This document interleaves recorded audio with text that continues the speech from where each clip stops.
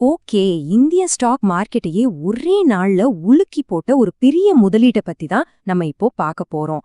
அப்படி என்ன திடீர்னு நடந்ததா? வாங்க உள்ள போய் பார்க்கலாம். இந்த மாதிரி திடீர்னு இவ்வளவு பெரிய தொகை உள்ளே வரதுக்கு பின்னாடி ஒரே ஒரு முக்கியமான சம்பவம் இருக்கு. அது என்ன? அதோட உண்மையான தாக்கம் என்னவா இருக்கும்? இதையெல்லாம் தான் நாம இப்போ ஆழமா பார்க்க போறோம்.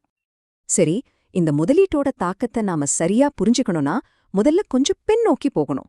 அதாவது, இந்த பெரிய நியூஸ் வர்றதுக்கு முன்னாடி இந்தியா மார்க்கெட்டோட நிலைமை எப்படி இருந்துச்சுன்னு பார்க்கலாமா? இந்த மாதிரி மார்க்கெட் ஒரு நிலையா இல்லாம தள்ளாடிட்டு இருந்ததுக்கு ஒரு முக்கியமான காரணம் இருக்கு.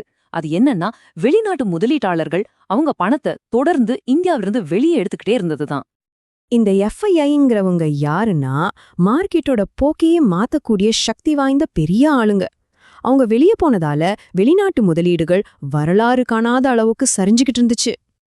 சரி, ஏன் அவங்க இப்படி பணத்தை வெளியே எடுத்தாங்க? அவங்கள அப்படி வெளியேற தூண்டினது எது? இது எல்லாத்துக்கும் காரணம் ஒன்னே ஒண்ணுதான். அதுதான் வர்த்தக போர், அதுவும் குறிப்பா வரிகள். யோசிச்சு பாருங்க, அமெரிக்கா நம்ம சில பொருட்கள் மேல 50% வரைக்கும் வரி விதிச்சிருந்தாங்க. இது நம்ம வர்த்தகத்துக்கு ஒரு பெரிய தடையா இருந்துச்சு. இதனால முதலீட்டாளர்களோட நம்பிக்கையும் மொத்தமா போயிடுச்சு.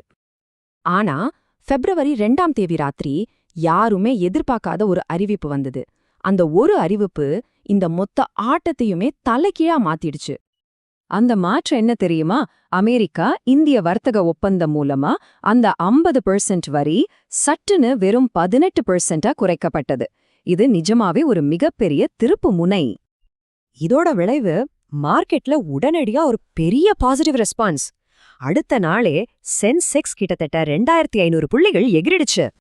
மார்க்கெட் இப்படி திடீர்னு உயர்ந்ததை பார்த்ததும் சந்தை நிபுணர்கள் மனசுல ஒரு முக்கியமான கேள்வி எழுந்துச்சு. இந்த திடீர் ஏற்றத்துக்கு பின்னாடி எஃப்ஐஐகளோட பங்கு என்ன?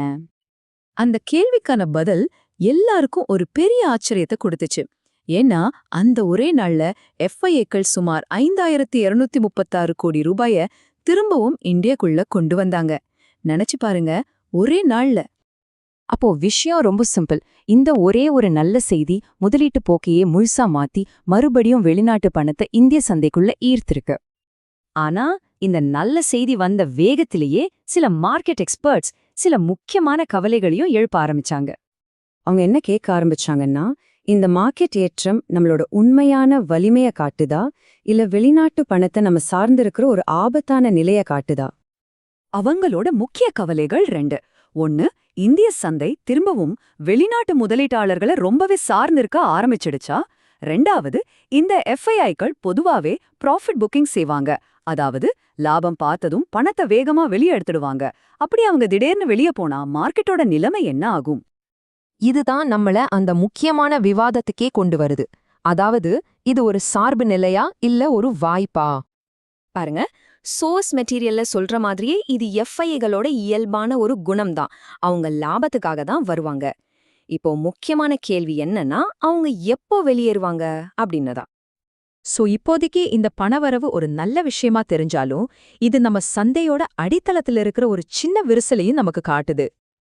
ஆக கடைசியா நம்ம முன்னாடி ஒரு பெரிய கேள்வி நிக்குது. சந்தையோட இந்த மீட்சி ஒரு உறுதியான அடித்தளத்துல கட்டப்பட்டிருக்கா, இல்ல இது வெறும் குறுகிய கால ஊகம்தானா? இத பத்தி நீங்க என்ன நினைக்கிறீங்க?